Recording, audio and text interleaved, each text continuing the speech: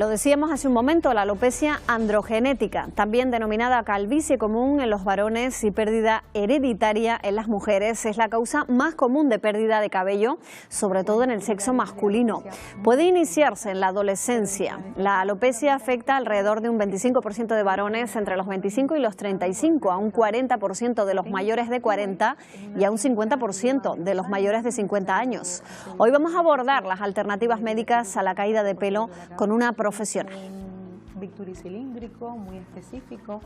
Elizabeth García es directora médica de la clínica Bonhome. ¿Qué tal? Muy buenos días. Muy buenos días. Señora García, estábamos diciendo antes de empezar que hay muchos tipos de trasplantes, no solo uno, ¿no? Hay muchas técnicas, las más novedosas, por decirlo de alguna manera, en la actualidad es la técnica de la tira, como tal cual se llama. Hay que extraer una tira de la parte posterior de la cabeza, o la técnica FUE, donde hay una extracción uno a uno sin necesidad de hacer pues una cicatriz longitudinal. ¿Y quiénes pueden hacerse un trasplante de pelo? ¿Todo el mundo puede hacerse un trasplante de pelo? ¿Hay que atender a otros problemas de salud? No, no todo el mundo es candidato a un trasplante de cabello. Es importante por eso tener una consulta médica previa donde haremos una analítica, indagaremos sobre los antecedentes personales, familiares de salud del paciente y bueno, determinaremos si se puede o no llevar a cabo un trasplante de cabello, porque hay muchas causas de pérdida de cabello. Entonces hay algunas, desgraciadamente, que no es la solución. ¿Y puede ser una alternativa al trasplante la micropigmentación? Pues sí, ahora también se ha perfeccionado mucho todo el instrumental que tiene que ver con la micropigmentación y las técnicas que se llevan a cabo, y en aquellos pacientes que no puedan ser, candidatos a un implante capilar, pues esto es una alternativa de llevar una especie como pelo rapado y disimular un poco la alopecia. El destino.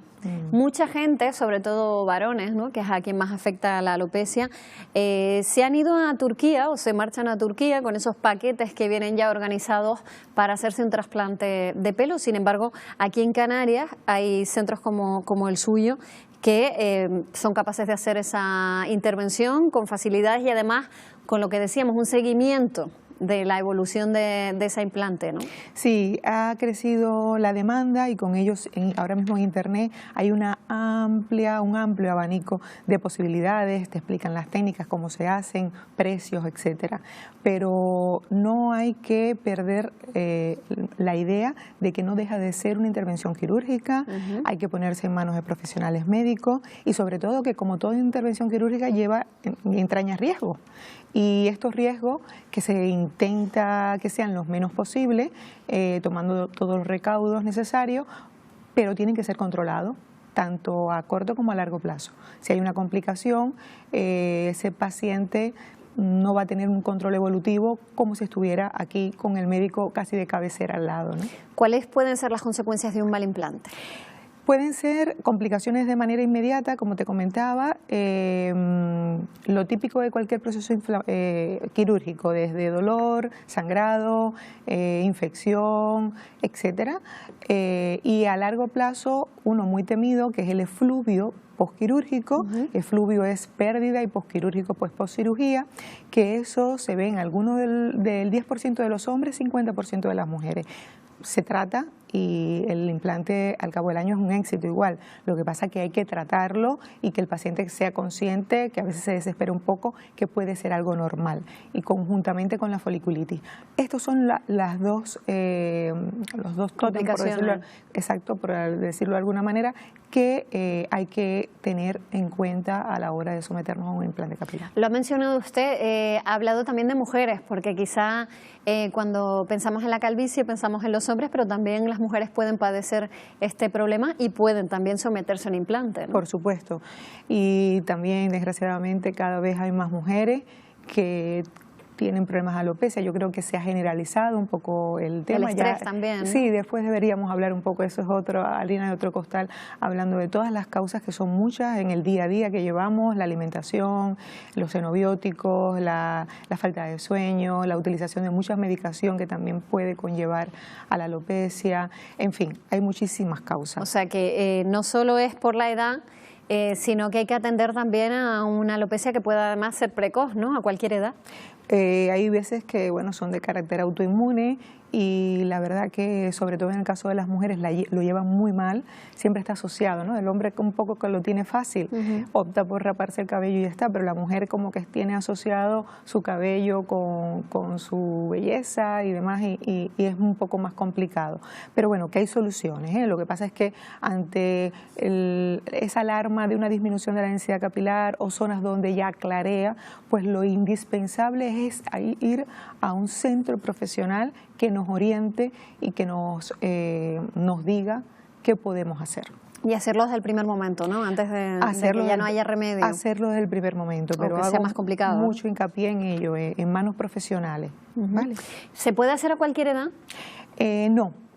Sobre todo en el caso de los hombres se sopesan riesgos-beneficios, ¿no? Hay varias clasificaciones de alopecia y se intenta que esas primeras clasificaciones, si están en unas edades pues más tempranas, pues sencillamente evitarlos y bueno, utilizar tratamiento farmacológico. Pero como todo en la medicina, aquí es sopesar riesgo-beneficio. Hay otra cosa que me llama la atención, que no nos hemos fijado a lo mejor tanto, y se lo comentaba antes, la reconstrucción de cejas y barba. O sea, no solo es posible hacer implantación capilar en la cabeza, sino en otras zonas de la cara en las que nos falte pelo. Correcto. A veces puede ser por un trauma, una quemadura, una cicatriz o sencillamente un tipo de patología que hace que se puedan perder las cejas después de haberse sometido a tratamientos como la quimioterapia y demás que no vuelven a salir. Es una alternativa.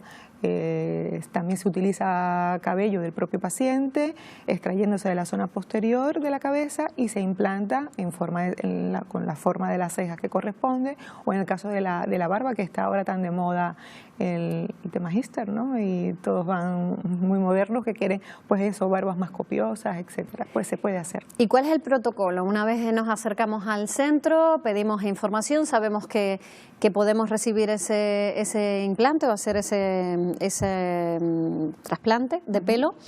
Se tiene que hacer varias veces, hay que repetirlo, No, se hace de una sola vez. Llevamos a cabo en la clínica en la actualidad la extracción de unidades foliculares sin límite de las mismas, siempre y cuando no dañemos la zona donante, y se implanta pues en las zonas alopécicas. Normalmente se intenta consensuar con el paciente en función de la clasificación de la alopecia que tenga, lo que más le priorice, si no tiene una buena zona donante del todo, porque es complicado y ya luego nada, se hace en un día, es una intervención larga. Vienen siendo entre 6-7 horas aproximadamente, donde no solamente lo conforma un médico, sino es un equipo. Ese equipo cada uno tiene su función y el objetivo es optimizar al 100% el tiempo para que no pierdan viabilidad esos microinjertos que son extraídos para ser colocados lo antes posible. Y eso nos dé en buena medida el éxito de un implante capilar. Y es mejor hacérselo en verano, en invierno, lo digo por luego a lo mejor la recuperación, ¿no? El sol. Sí, es importante que el paciente tenga en cuenta que durante los primeros meses no debe tomar sol, pero también en el momento en el cual vivimos hay muchos pacientes que hacen coincidir sus vacaciones para llevar a cabo el trasplante. Entonces, el tema del trasplante no hay una época que digamos que es preferible, a veces por la situación, teniendo en cuenta esto de que tiene que cuidarse, pero son las condiciones de vida del paciente lo que pone un poco la marca de cuando se lo puede llevar. Claro, ¿es muy larga la recuperación? No. Si todo va en condiciones normales, ¿cuánto tiempo sería? La recuperación de la zona donante 3-4 días está perfecta. Y en la actualidad utilizamos pues instrumentos en microcirugía que apenas son imperceptibles. Y luego sí es cierto que la zona donde se implanta el cabello va a tener quizás unos 10-12 días más, y el cuidado posterior sí es de algunas semanas más en cuanto al sol y demás, pero vida normal se puede hacer casi al 5º o 6º día, después de una semana. O sea, que es una intervención sencilla. Pues muchísimas gracias, Elizabeth García, directora clínica de Bonhome en Santa Cruz de Tenerife. Nos hemos apuntado sus consejos, espero que les hayan servido a todos y gracias por venir. No, gracias a vosotros por invitarme.